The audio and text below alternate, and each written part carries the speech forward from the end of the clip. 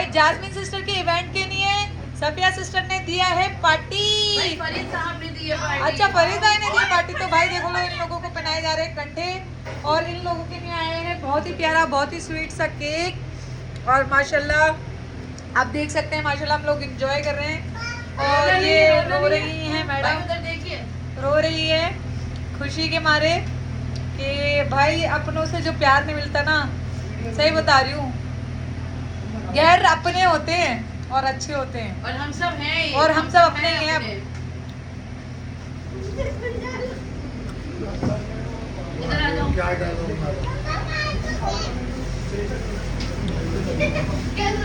तो guys cut रहा है अब केक। अभी रुको। क्या बात है। नहीं नहीं नहीं अभी पहले लो जरा।